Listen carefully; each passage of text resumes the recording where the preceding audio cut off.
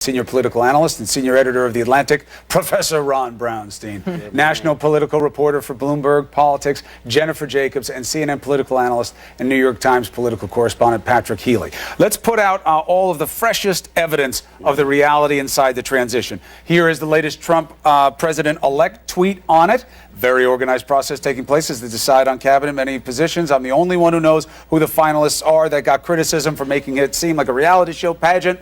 But he says everything's okay. But you have to contrast that with Elliot Cohen, well-known conservative national security expert. He goes there to meet with the transition team, and he says this, after exchange with Trump transition team, changed my recommendation. Stay away. They are angry, arrogant, screaming, you lost, will be ugly. That's also known as to the winner goes the spoils. But right. Mike Rogers, CNN analyst, former congressman, very tight with Mike Pence and Chris Christie, just got dismissed from the transition team. He had this to say. They clearly wanted to make a change in this regard. And so it came down that it was time they wanted to go in a different direction. And I think there is some confusion going on about a chain of command coming out of New York. Hopefully they'll get that settled pretty soon. I think they're going to need to do it because as this clock ticks, all of these decisions become more important, and you have to make them sooner with a little more authority and a little more forward thinking to make sure that they don't bump into anything in the future. Jen Jacobs, can you relay the anecdote that you heard about Rogers being told and who knew and who didn't know that reveals somewhat of what's going on within the team? Right. There is a lot of backstabbing and infighting, and it's hard to tell, what the motivations are, and they're not necessarily always communicating with each other. So I was told from someone within the transition team that they were told to call Mike Rogers and say, thank you so much for your service, but you're dismissed. And then an hour later, another top transition official called him for a scheduled meeting and didn't know that he had already been let go. So it's just that kind of, just not communicating with each other. I'm not so sure that Mike Pence even knew that Mike Rogers was going to be let go.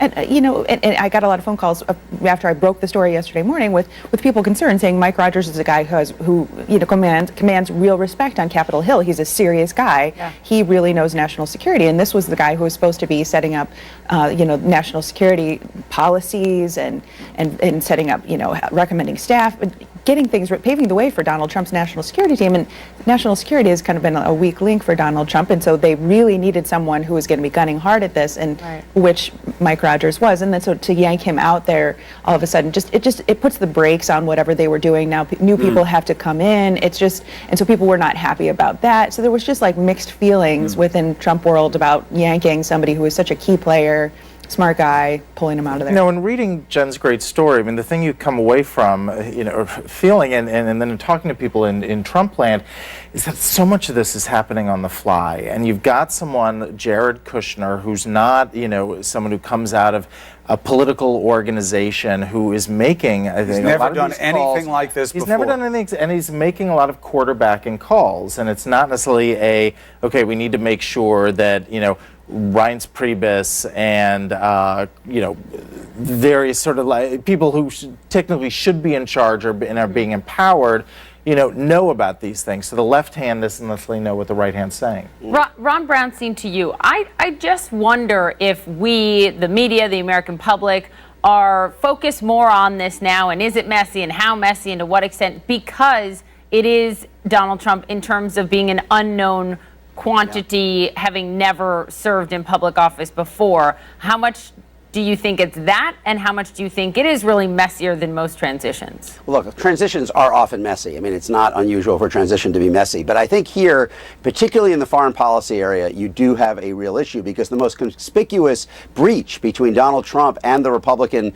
existing Republican leadership was over foreign policy. Whereas you talked about with Jim Fallows, you had these extraordinary letters from dozens of former top Republican national security officials and ultimately two former secretaries of state, Condoleezza Rice and Colin Powell, basically saying they did not believe he had the temperament, experience, or judgment to serve as commander-in-chief. Someone like Mike Rogers, I think, was seen as a bridge between a Trump victory and that entire world of expertise and knowledge and experience. Now that bridge is gone. You have Elliot Cohen in that op-ed piece in the Washington Post going beyond the tweet, saying this was not a normal campaign. It was not a normal transition. It will not be a normal administration. I advise you not to serve. So, this is a real issue in terms terms of kind of whether the Trump administration is going to be completely divorced from the kind of existing Republican foreign policy, kind of foundation that exists. Right. And so I think there's a real issue here, understanding the transitions often, kind of look a little chaotic. A conclusion that I imagine President Obama would disagree with, because even if you don't like what happened in the election, you don't like the complexion of Trump's early stages, do you abandon the country when arguably they may need you most? Yeah. Pat Healy, to understand why this is going on, you keep hearing his supporters of Trump say, man, he knows how to build a great team. I would challenge anyone to show me a great management team that Trump has ever built. Right. It's not what he's known for. Right. But he is known for loyalty. And you heard Mike Rogers say a New York power structure, right? Rogers is a D.C. guy. Right. These are all D.C. guys. They're talking about Kushner and the family. But loyalty is the most important thing in politics, because perception is reality, and those who care about you most will help control the perception. So can you fault Trump for defaulting into those he trusts the most? No, and I think in a way you want a president who the country elected him, who sort of follows his instincts and who delivers on what he promised. That's what his voters are very much going to be looking for. Trump is a loyalty guy. The Trump organization, people like Mike Cohen have been there for a long time. These are the people that he listens. He's a guy's name I'm surprised you're not hearing more of, by the way. Hear more, but I think he's along the lines of like the Steve Bannon. He's very much involved sort of behind the scenes and doesn't want to become, let's say a lightning rod. He needs his best people around him. Where's Cohen? Absolutely, no, He's busy absolutely. right now. His son is trying out for the White Sox in Chicago. That is true. That's true. That is true. He does have a pro baseball tryout, and the tension with Cohen is they need him so much at the business. Yeah. That do you risk stability of the business to bring him into the White House? And that gets to the conflict of interest argument. Speaking of loyalty, there's also obviously the more than complicated relationship between Jared Kushner and Chris Christie, who's pretty much out as well. But remember when Donald Trump months ago was accused of saying something anti-Semitic, and Jared Kushner came out and wrote this big thing supporting his father-in-law, and he's Jewish, and saying, he is not that for this, the X, Y, and Z reason. He has stood by his side through thick and thin, through it all. And look, Christie put his dad in jail.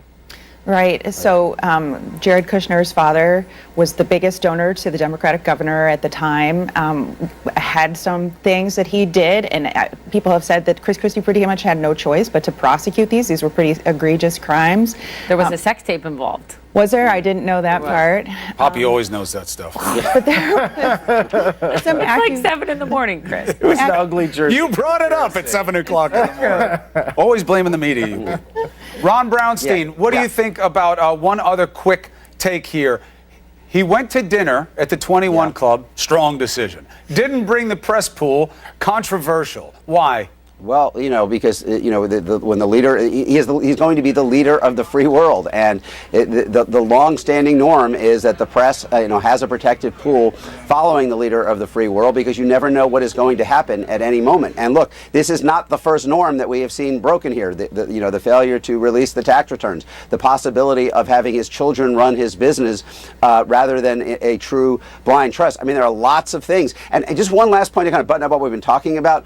They've already. If you think about the structure of government with Reince Priebus and Steve Bannon, you already have, in essence, two power centers. You have kind of one that is tied into the existing kind of Republican leadership, and one that reflects much more the influence of the alt-right. You have the entire. Now, I think from the transition, you get the sense that there could be a third kind of structure, kind of an off-the-chart family kind of line of influence and decision making, and that is, you're talking about a lot of balls in the air in terms of who is going to have the ear of the president and what's just going to set the direction. You certainly do, guys. Thank you very much. Ron Brownstein, Patrick Healy, Jen Jacobs. By the way, Jen, Christine Roman said you two were newspaper nerds together.